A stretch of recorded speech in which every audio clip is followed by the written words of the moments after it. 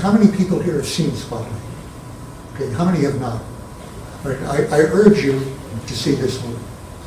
Very, very important. And it's somebody involved in marketing in Hollywood, son of a friend of mine, said, you know, there are 3 elephant movies currently on the screen. Elephants in the Room that were being denied, lied about, and when they were revealed, now we have to say, then the next point, they continued, essentially continued. And what are the 3? Well, Spotlight is one. The Catholic abuse, of which how many tens of thousands of priests, nuns, and bishops knew of the widespread, regular, routine raping of young boys. And I'm not saying it was all raping. No. There was a whole range of sexual abuse going on, boys and girls. But it included a lot that can only be called raping. And they knew that, you know, to drive it home a little bit more. Not one whistleblower known to me who spoke outside the institution, outside the church. A lot spoke to their bishops, and the bishops culpably bypassed them. One bishop that I know of has been removed, or a cardinal, right, and given a high post by the current judge in the Vatican, by the current court in the Vatican. No prosecutions of bishops, certainly, who consist. Okay. And by the way, that's by the people who were, when I say nuns and priests, that includes a lot of people that I regard as the most courageous people that I've ever met. People like the Berrigan brothers and others that your names you wouldn't know. But really, none of them spoke out about this, which would have meant leaving their order, probably being excommunicated, like, as a matter of fact, some had been. Okay, that's Spotlight.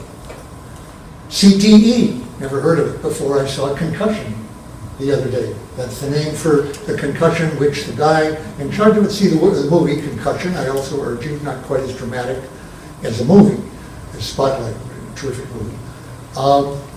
Where the guy in charge, Omalu, I think his name is, the one who discovered that these football players who have thousands of sub-concussion events in their lives, he said they all have this CTE, of which many of them will die, and will commit suicide, and others. Kept secret by the National Football League, very actively for many years. And the third, of course, the Big Short,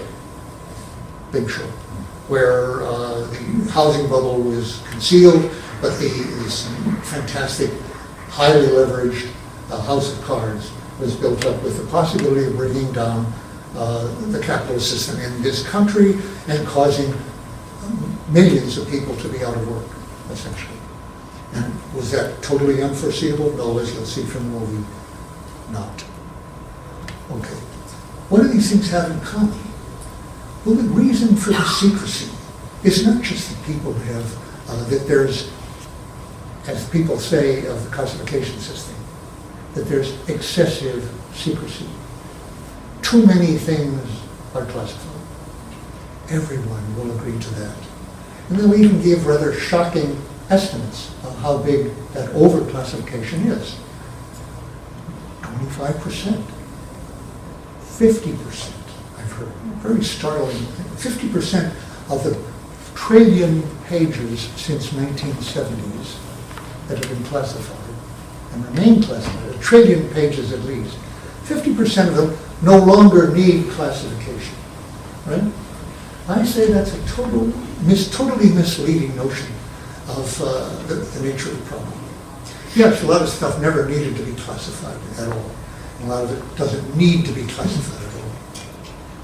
But a tremendous fraction of that needed to be known and isn't known.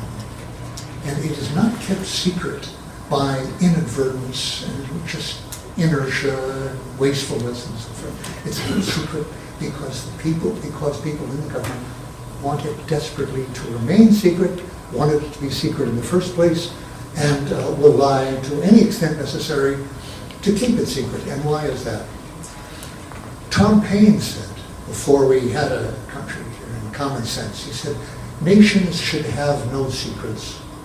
because the secrets of courts, meaning royal courts, like those of individuals, are ever their defects. Well, actually, not all secrets are their defects. We all know, and certainly I know, that we need secrets in wartime, and we need secrets even not in wartime. War against terror right now, the targeted surveillance of terrorists, for example, which does exist. It's a tiny, tiny fraction of the amount of surveillance of us that actually takes place. But is there some need for some secrecy of some of that? Of course. About how much is needed in that sense? Well, William Florence, who wrote most of the regulations for the Pentagon on classification, testified in my trial, having testified before Congress, as follows. He said, the fraction of documents that are properly classified in terms of national security, the need to be secret in terms of national security, at the time they are classified, is about 5%. Not 50%, not 75%, 5%. He said, now, 5% of 1 trillion pages, that's a lot of pages, a lot of safes, 5%. He said, the amount that needs classification and secrecy for national reasons within 3 or 4 years, and almost all of it is more than 3 or 4 years. So 95% is half of 1%, a tenth of the stuff at first. So a system then that was addressed to national security would be a system in which you would say that not just that 50% should be released, but 95%, or if it's over 3 or 4 years old, 99.5%. It's a different system altogether. So what is it with all these others? Why are they classified? Why was Vioxx classified? It wasn't, oh, by the way, it wasn't classified. Without classification, without the threat of prosecution, nobody told on Vioxx, because their jobs depended on it, and their corporate owners, their corporate managers, were making billions of dollars in profit. How about the Catholics? They weren't making billions. As a matter of fact, they were losing many, many tens of millions in suits, accompanied by non-disclosure agreements, which were upheld, which didn't anybody told. It's not for profit. But obviously, from the church's point of view, enormous matters of authority, prestige, other income, taking and so forth, which were, and the consideration by all these literally conscientious and courageous, in many cases, nuns and priests, and even Jews, it wasn't worth it to them to reveal this at the cost of their own membership in the organization. Same is true of, and we could say all the others, obviously in Goldman Sachs and all the others in the meltdown. Same situation. Well, same in the government. People act, I've discovered. Yeah, okay. 5 minutes more? Okay, thank you. People act as if they're, well, I'll just put it this way. As if they can't conceive of taking an action that would expel them from their valued organization, their status, their role as the president's man in the case of the national security apparatus, their careers, their children's education. What might such an act, no matter how many other lives might be at stake, they act as if they can't even imagine doing that. Just as I didn't think of doing it in July of 1965. No one had done that, such a thing. And no one ever did in subsequent years, actually, even though there were no... We're herd animals. The need to stay in a valued organization outweighs the need to save other people's lives. And by other, I don't mean your own family or your own outfit or your own agency. Others. There's us and there's others. And most people are others. There are expanding levels of usness, Northerners, Jews, Americans, whatever. But however you define it, there's them.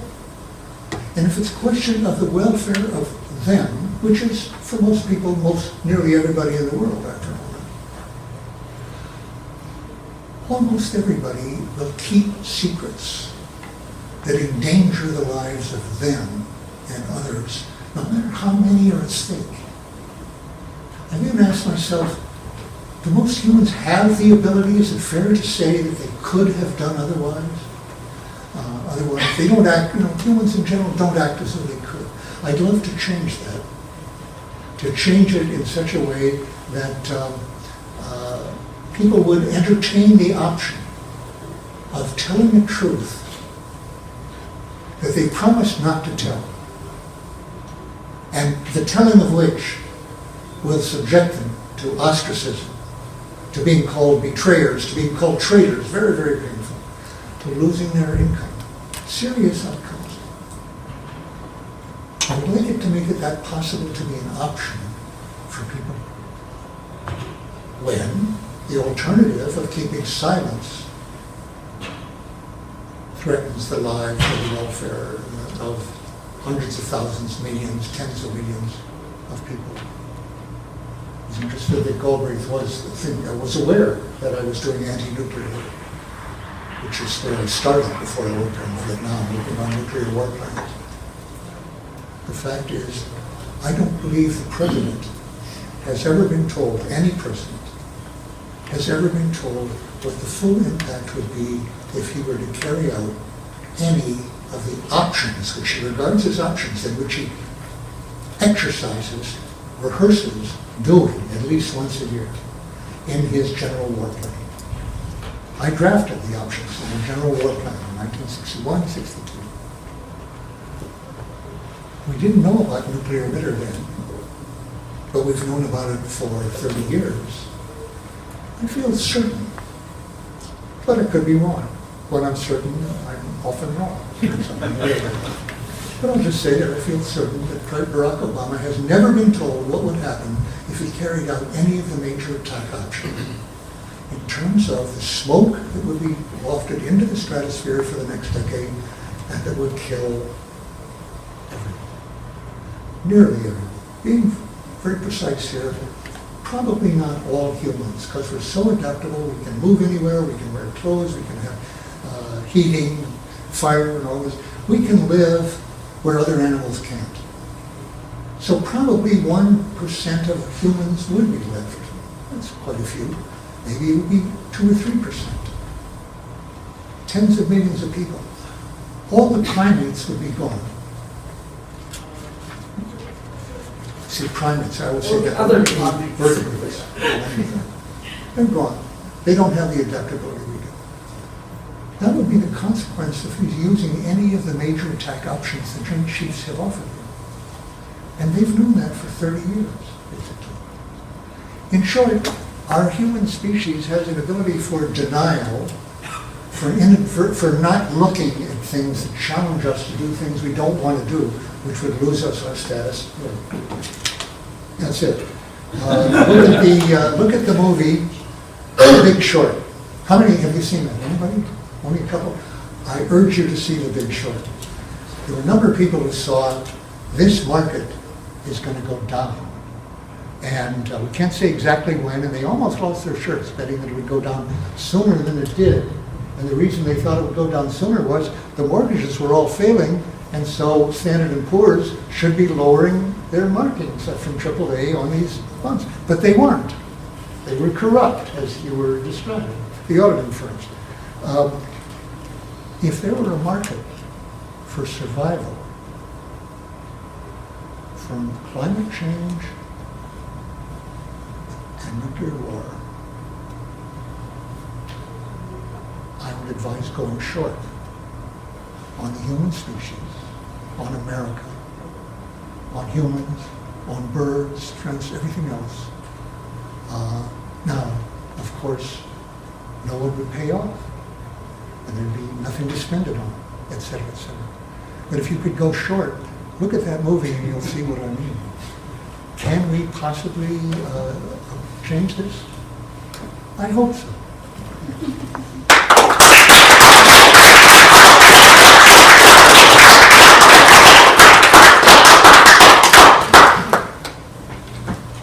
Thank you very much for that stimulating set of comments. And by the way, those who want to hear more from him might consider coming to our dinner tomorrow night, where Mr. Ellsberg will be the honored guest. So we're ready now to entertain any questions or comments to our panelists from the audience. Yes. Yes. I was just wondering, in your opinion, or in the opinion of the other panelists, how much of the secret keeping is just a general how much of the secret keeping is a general human behavior, and how much of it is the selection of the people that they let into having these informations, and how much is the training and the indoctrination that goes into it? So, for example, in your case, you were already an infantry captain, so used to, being part of an organization. Yeah. Do you think that if they just took random people and put them there, they would run these risks and talking? Yes, I think it's all, is this on? I think so. I think all the microphones are off. They just went off about 5 minutes. Should I? Yeah. That one is off as well. I'll try to make it short. I could obviously spend a lot of time on that. Could you hear that question? But I'd say it's all three, it's all the things that you mentioned, all operate. But really, it doesn't take a vast amount of selection. If you're not able to keep secrets, and you show that you're not able to, you have a need to tell, you will not keep these jobs very long. Yeah. Because they require a lot of secret keeping and a lot of lying. So if you can't learn to lie effectively about whether you've seen some document or whether you know that it exists or what the true estimate is, you will lose your job. But most people can learn that because in our lives, we keep secrets in the family. This get along to go along is something you go at every stage. Tact and various things is necessary. So, and every group has its secrets.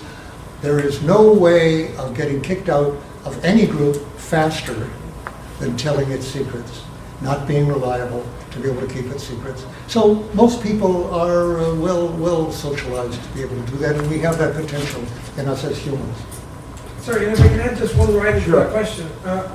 And how much do you think it is the fact that you knew that thousands of people knew this? So when you didn't say about the Tonkin incident, so if you had witnessed something that you knew you were the only person who could possibly know that and could spill the beans on it, perhaps you would have felt a greater personal responsibility for it. But because you knew there was thousands of people. I think I understood your question. My hearing is so bad here. Sorry. But I think it's this. I make a point of trying to meet whistleblowers, the ones who get prosecuted in particular, in part to support them. And people like Snowden and so forth, Jeffrey Sterling and John Kiriakou and Thomas Trigg. And also because I tend to feel a great affinity for them, I identify with them. And one reason, something I've asked over many years is, why you? And I've asked myself that, Well, I did it because it was the right thing to do. It was natural, a lot of lives at stake. I signed an oath to the Constitution. I resigned it, et cetera, et cetera. Yeah, but everybody did that. And they could all see it. How many could see just what you saw? Oh, everybody I knew. And so, what's your understanding why they didn't do it? Well, they're kids in college, mortgages, that's what people told Ed Snowden at NSA. They all said, what we're doing is terrible, it's criminal, it's unconstitutional, it's terrible. So why are we letting this happen? Well, kids in college, which he didn't have. But, that would explain why there aren't many whistleblowers. But something I've had to confront over the years is, why close to none? Why am I able to count them practically on my hands, the ones in the national securities? And before Chelsea Manning, nobody. See, that took 40 years. So I'm saying it's confronted me with a species issue here. I think that people's willingness to risk the lives and welfare of other people in order to keep, not for their own personal benefit, but to keep their position, not to be ostracized, not to be thrown out, is something like an absolute. And I hope it can be changed. Not much effort has been made ever to change that. When people like me or the others get awards, that is helpful because it tells other people in the government, not do this so you'll get an award. The net cost is going to be vastly negative. but it tells people this isn't necessarily treasonous. There are people who are respectable, who are respected. To be respected by John Kenneth Galbraith is very good. Actually, I hadn't heard that, until tonight, but any indication of that is very good. When they give an award, there can be a dinner in my honor for ECAR the other night. Well, what is that about? It tells people this is an option. It's something that can be worth doing. And I do believe that if people start thinking that, there will be more humans who do it. Any other questions? Yes. Sure. Yeah, I wanted to ask about, in your book you write yourself somewhat that if you work in the apparatus, that there is a tendency to not, that you kind of understand you can't share, because not only don't know, they know this information, they also know a lot of other information they don't know. So it makes it all the more incredible. Now, I remember on the case of Snowden, you were interviewed in the radio a few times about what you think of Snowden, and you were, in the start, seemed also skeptical about whether Snowden was a genuine whistleblower or not. So I wonder were you cautious not to know all the pertinent facts, or did they? I had trouble hearing that. He wants to know what you think of Snowden and whether he was revealing important secrets that needed to be revealed. Okay, quickly, and let me do this. And by the way, let me say, these other talks are so interesting. Let's not make that just a questioning of me, okay? Let's have the next few questions, if you would, addressed to some of the other people here on the panel. But on this one, can you hear me? Yeah. Yeah. Yes, I identify with Snowden. I admire Snowden. He's a hero of mine and of a lot of people. And it's not implausible to me at all that with the fairly large amount of stuff that he revealed, that some of it could be justly, plausibly, compellingly presented as having damaged our national security. I wouldn't have been surprised if they'd come up with something like that. Only they haven't. He came out 2 years ago, in 2013. In that time, they have over and over said he has blood on his hands, he has hurt our national security, he has done this and that. And not only have they not told us one detail of how that might be, they haven't told the Ron Wyden or Mark Udall when they were in the Intelligence Committee. They couldn't get that. So surprisingly, as far as I can tell, his judgment was extremely good in what he put out, and that he didn't put out anything that he shouldn't have. Obviously there can be bad leaks. This does not appear to have been them, and this exactly the same is true of Chelsea Manning. All this same story: blood on their hands, traitor, all this. That was 5 years ago. Not one specific has been brought out of an actual harm. Again, I'm if anything surprised by that. So their judgment was vindicated. One last thing, I've never been so had admiring things said about me in 40 years, up until the last 3 years, because I'm presented as a foil against Chelsea Manning. It seems to be now taken for granted, and Edward Snowden taken for granted, that I didn't harm the United States and national security, and there were some benefits at least. That seems to be so widely stated that in order to get at Snowden and Manning, they want to contrast them to me. Of course, each of us has differences. We're very different in background and personality and so forth. And in terms of what we reveal, there are differences. I don't find them very significant. I think we're essentially the same. And I totally reject the idea Ellsberg was the good whistleblower and these guys are the bad ones. That's just a way of getting at them and has no merit at all. We have time for one or two more questions. There are any? Yes? Yeah. Sure. On the whistleblowers, how do you know there's no more whistleblowers? It is not easy to get the information out necessarily and to be credible.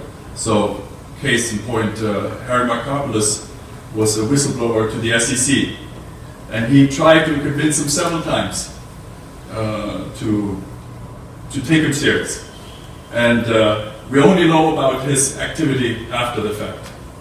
I think actually the Wall Street Journal choosing to publish it, even though the Wall Street Journal chose not to publish what they knew about the Madoff case before. Now, and last thing about Obama, he started the administration with saying he wanted to be transparent. So maybe in all of you, what is it that makes presidents in the end, and he seems like one of the most secret of all. He's pursuing journalists for just having leaked something.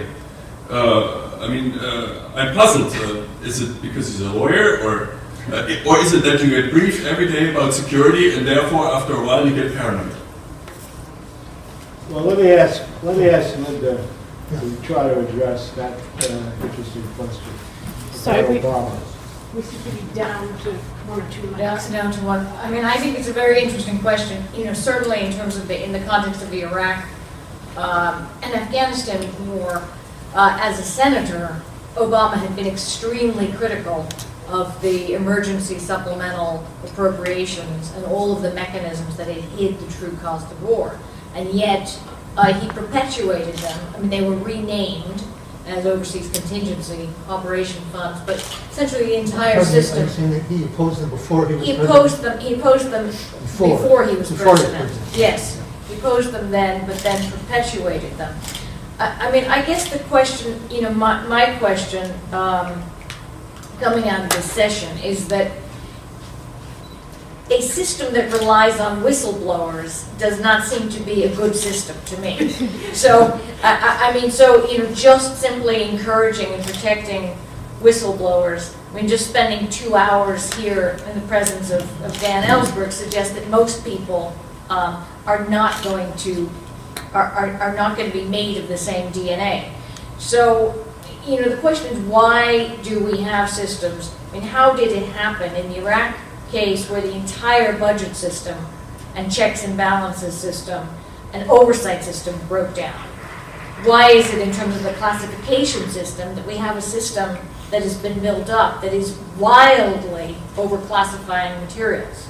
You know, why is it that we have a system in which it's so difficult, as I found, getting information on the Iraq War, and as you pointed out, as Megropoulos, you know, found in the SEC, you know, to not only document the evidence, but even if you have a dossier that is meticulously put together, why is it that it's so difficult to get traction, either, as Ron said, in the media, or through the government bureaucracy that is in charge of that, you know, whether it's the FDA with FIOX, or, you know, through the institutional mechanism, or even when you look at the volume of academic papers that come out on a subject before it can get traction, it's hugely difficult.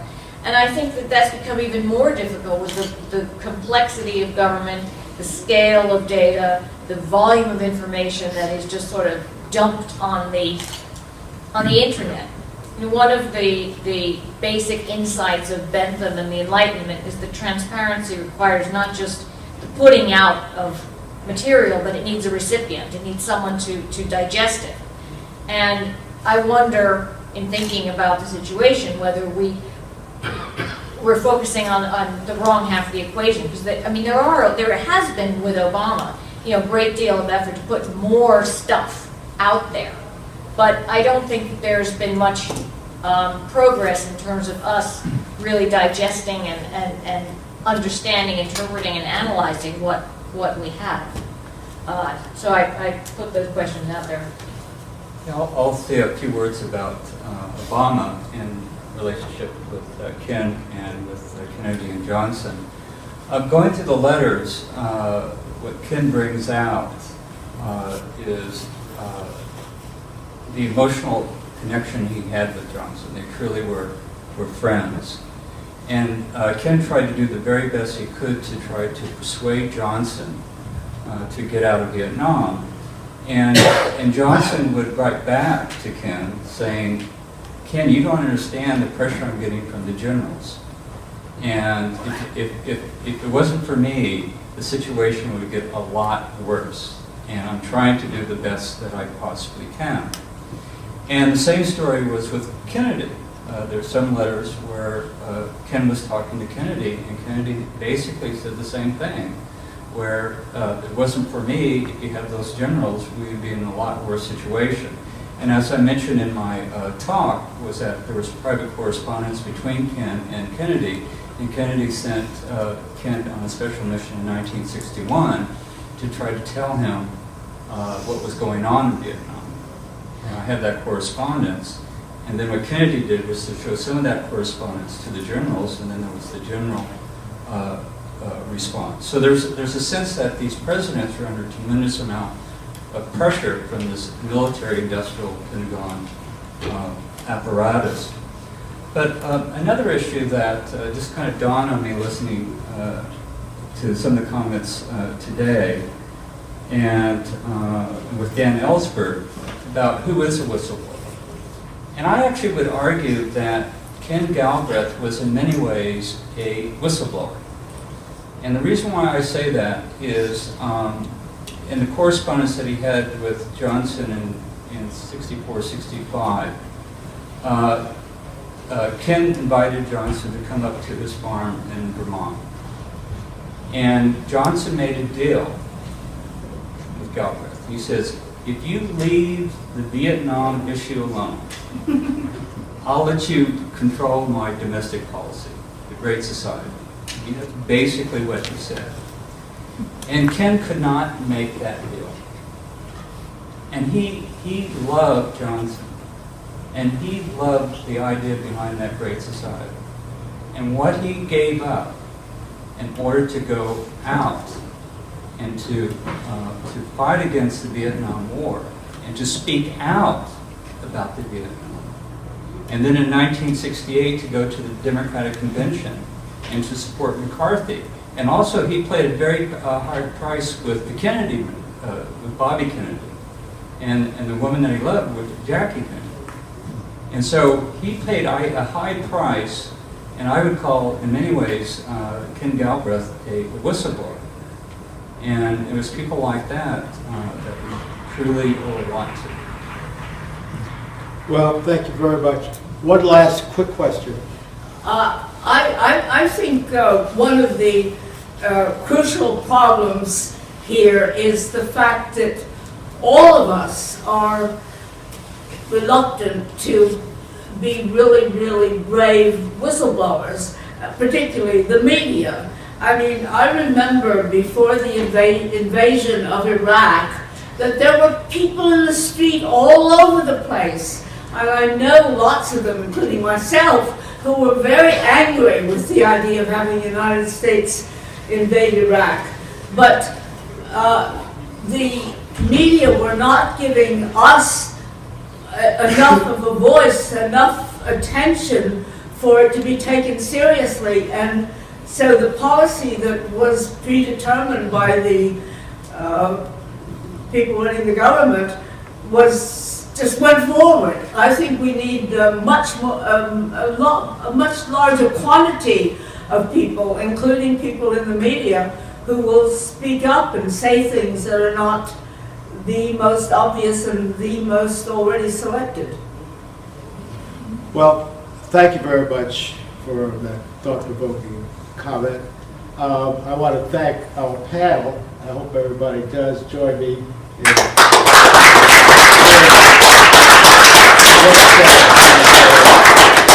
discussion, and I want to thank the audience as well.